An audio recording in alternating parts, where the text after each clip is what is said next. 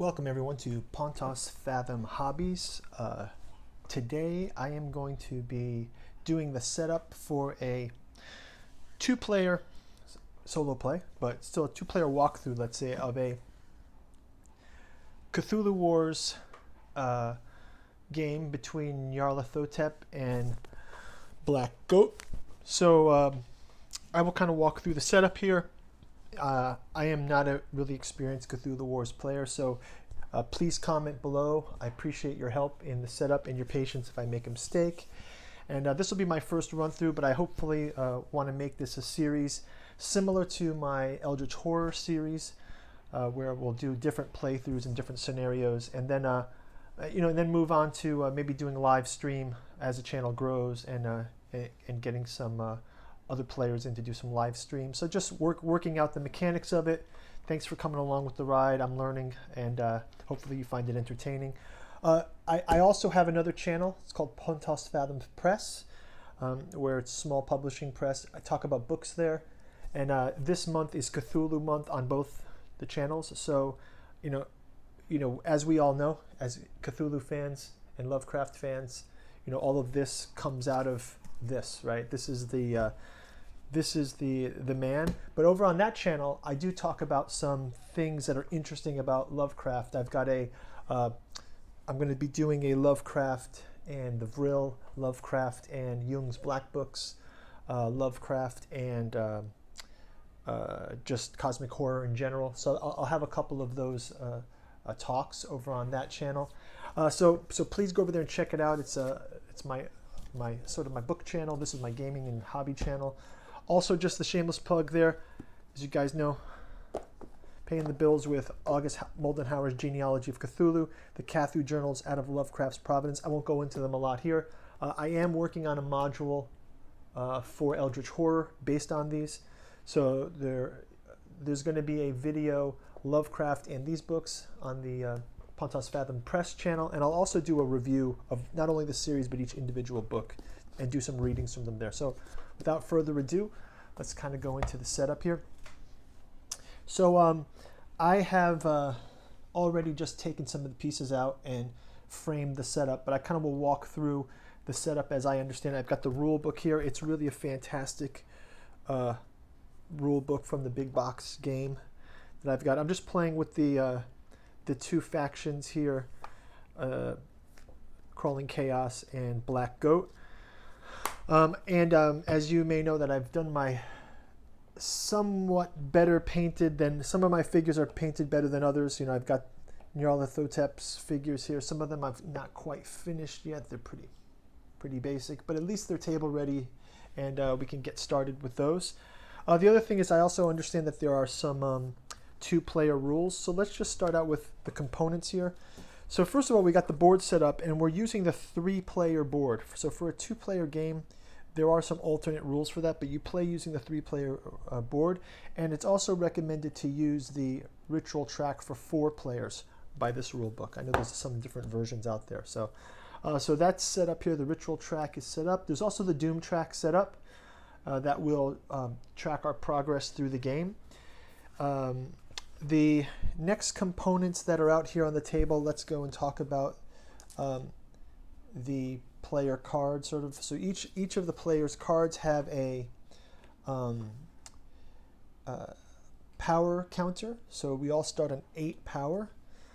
We also have different terms to gain our spells. So this is our spell books, and these will give us certain powers.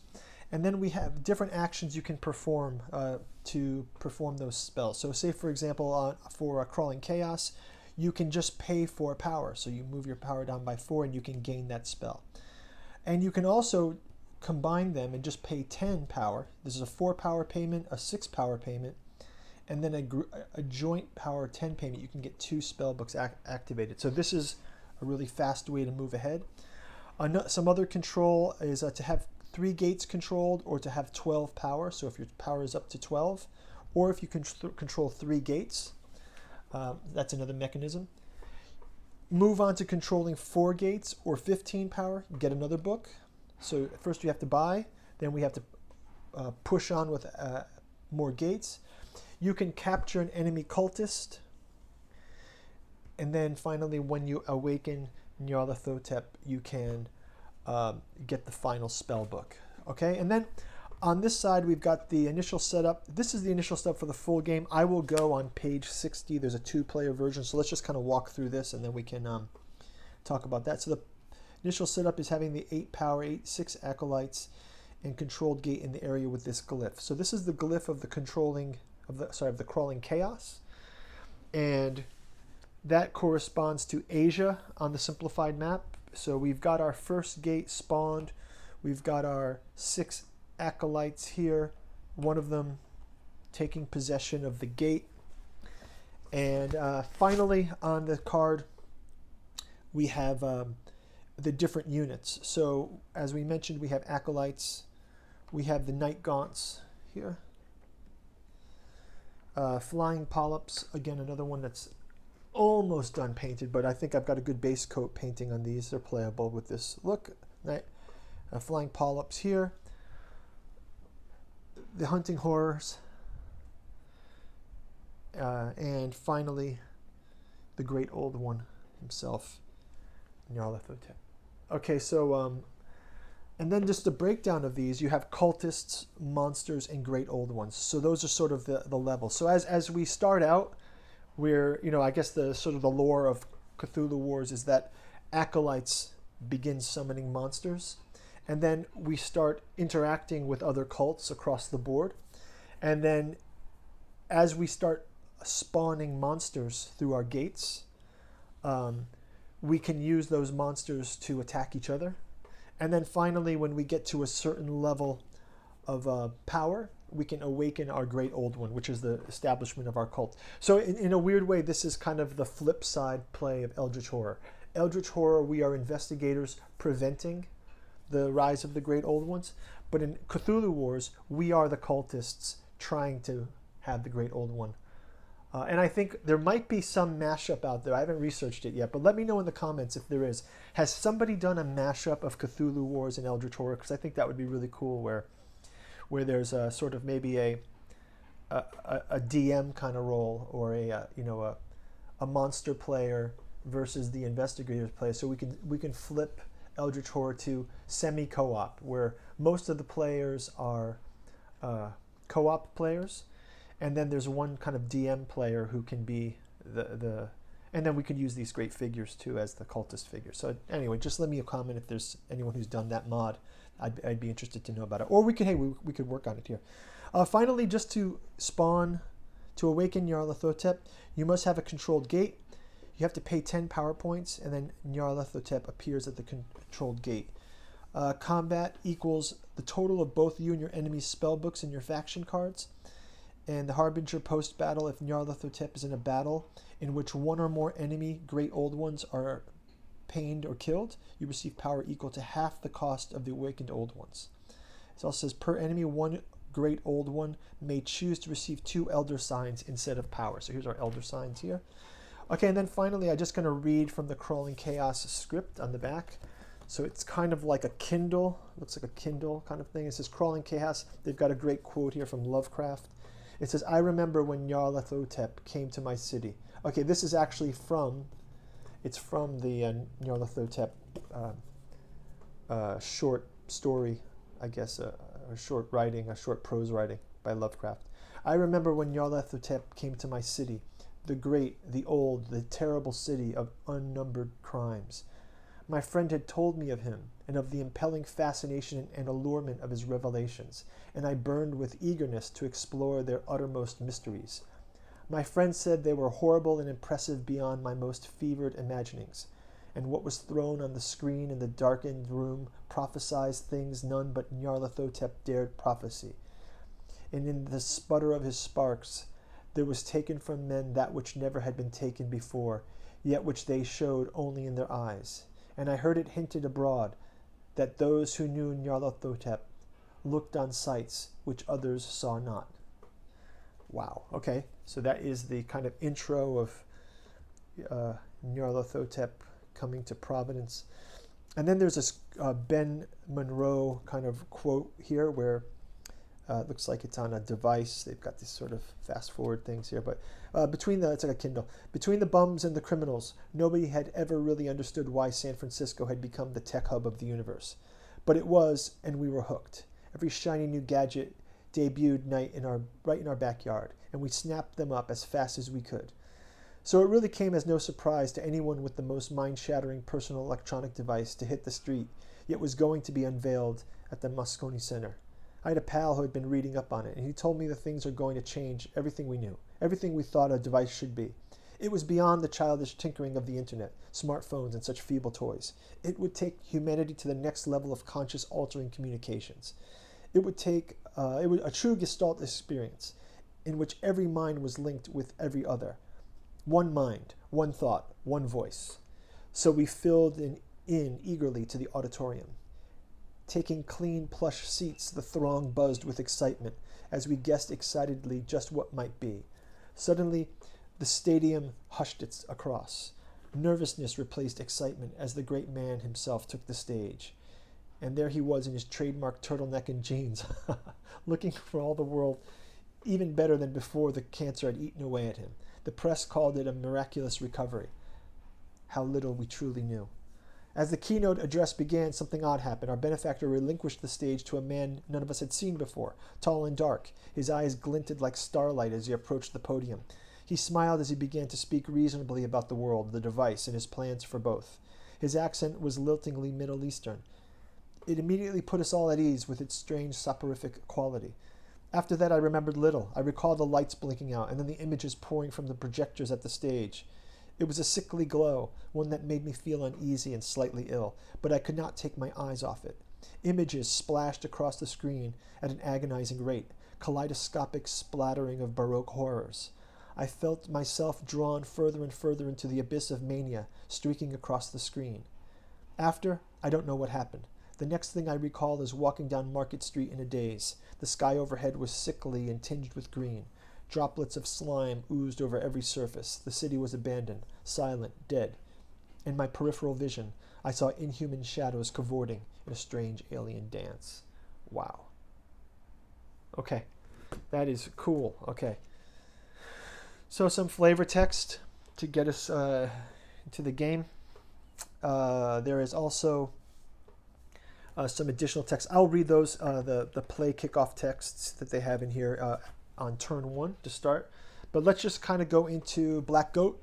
So again, once again, you guys may have seen the my painting video.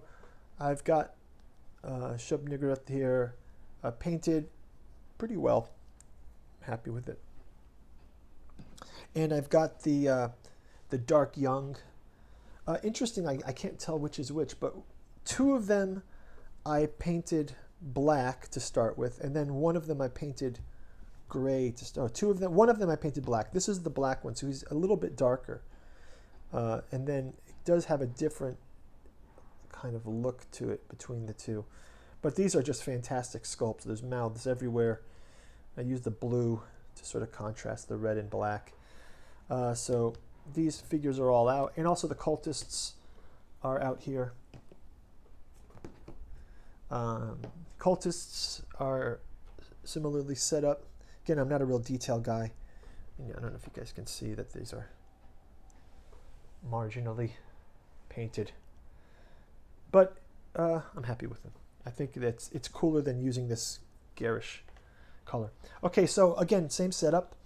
We've got our, we also have these. These are not finished, but again, just a quick splash of red, little green brains, whatever that is. And we can play with them. And there's ghouls as well in the box here. Okay, so Black Goat. Again, we have a similar setup on the card. We've got our starting power coin. We have our spell books here. And we have the different ways to achieve them. Have units in 4 areas. So where Crawling Chaos is kind of a power-based, Black Goat is about area-based. So if you have 4 areas, you get one. If you have 6 areas, you get a second spell book. And 8 areas, you get another one. So they're just about spreading and multiplying. As you eliminate 2 of your cultists, as your action, eliminate 2 of your cultists from any area on the map. So we have some cultists sacrificing. Share areas with all enemies. Both you and the enemy have units there. So that's another thing, kind of sort of engaging, spreading amongst the others, which is another factor that I think kind of goes with the maybe the Dunwich horror, in which sort of like mixing, cross-species mixing kind of horror. And then finally awaken Shub-Niggurath. So that is the final 6th spell book. So that's how we get those opened. Again, we set up our acolytes. We put our gate on the black goat sign. So we're starting in Africa with the black goat. And then we also have our power set to 8. And again, I will read page 60 for the 2-player version. So again, our goals are the same. Get the Great One awakened, conquer areas. Let's go through our units. So again, we have the cultists, 6 of them, and 1 of them is on our gate. We have the ghouls. I think they're in the storage box here. So yeah, if you guys haven't checked it out, please check out my very first custom storage solution. This is where I store all my cultists and paintings, as they are. I didn't want them to really rub against each other, so it's janky, but it works, and it's a pretty good fit for the box, so you guys can check that out. Okay, so here's the ghouls. They are the monsters. So we've got acolytes, ghouls, fungi from Yugoth, the Dark Young, which are really the greatest. They're just awesome. I mean, they're just fantastic figures. Mouths and tentacles and hooves. Great sculpt. And then finally we've got Shub-Niggurath to awaken. Okay, and again, and once again, same as we described in Nyarlethotep, the acolytes spreading around the world, opening gates. Monsters spawn. They can engage with other monsters and also can hold territories. And then finally, how to awaken Shub-Niggurath. You have to control a gate and have 2 cultists on the map, and they can be in any area. You have to pay 8 power, so a little less power than Crawling Chaos, but it's more about regional control, right? So you have to have areas controlled and 8 power, and you remove your 2 cultists and then place Shub-Niggurath at your controlled gate. So you basically sacrifice 2 cultists or have him eat them, however you want to interpret it. And then finally, combat equals a total of the cultists plus your controlled gates. And then choose an area and a faction, swap the location of Shub-Niggurath and a monster cultist in the area, and then choose the faction owner. And then let's read our flavoring text here. So, the black goat, a cultivated male human voice. It is the Lord of the Wood, even too, and the gifts of the men of Lang. For from the wells of night to the gulfs of space, and from the gulfs of space to the wells of night, ever the praises of great Cthulhu, of Cthulhu, and of him who is not to be named. Ever their praises in abundance to the black goat of the woods, Ea Shub-Niggurath, the goat with 1,000 young. And then a buzzing imitation of human speech, Ea Shub-Niggurath, the black goat of the woods and 1,000 young. A recording from Vermont, documented by H.P. Lovecraft. And then we got a Sandy Peterson journal entry here, which is kind of cool. It's like a scrap of notebook and a handwritten font. But dear journal, this is Billy. I fed Duke today. My mom gave me the dog food. Here, boy, I said. The doggy ran to me and started to eat. Then I grabbed him, gotcha, and carried him to the basement. The doggy whined. I said, here you go, Duke. And Duke goaded the doggy with cute crunchings. I told Duke he's got to get used to the food sometimes. I was lucky tonight. I can't spend all my time looking for stray animals. Duke, I have homework. Dear Journal, this is Billy. A bad thing happened. Duke saw something in the basement window and he struck out a big tentacle and grabbed Mrs. Ramirez right off the riding lawnmower. No, no, I shouted. Too late for Mr. Ramirez. I told Mom Duke ate the lawnmower man and she was upset. She said if Duke kept acting out, she might have to put him to sleep. We have to be good neighbors. But I love Duke. Dear Journal, this is Billy. We took Duke for a walk. I asked Dad why we have to walk Duke at night. Other kids walk pets in the daytime. Dad said Duke was very special. He was a gift from the mother. Other people in town don't go to our church, and they can't understand how special Duke is. I love Duke. Another bad thing, just before we got home, Mrs. Lundell came around the corner. Dad and me yanked at the leash, but Duke jumped at her and covered her with the squirmy stuff. She yelled, but not long. Dad said Duke might have to go. I shouted, no, I love Duke, and ran home. Dear Journal, this is Billy. Mom says sometimes when pets get big, they hear the call of the wild and get hard to control. I asked if Duke might hurt us, or Mom or Dad. Mom said no, Duke would never hurt us.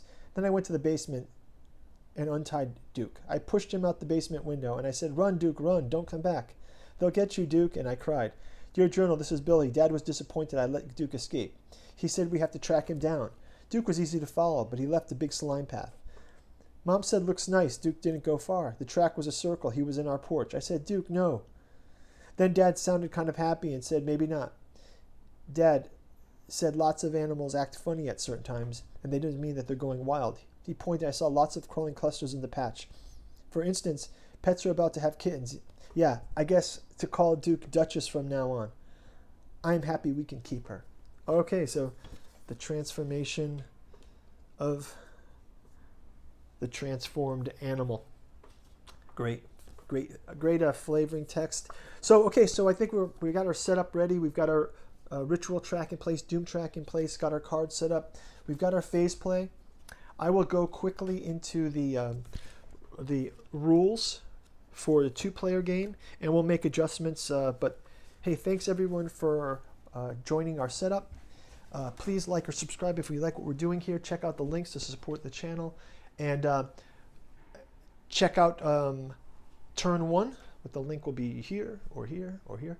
And see you soon. Thanks for watching. Bye-bye.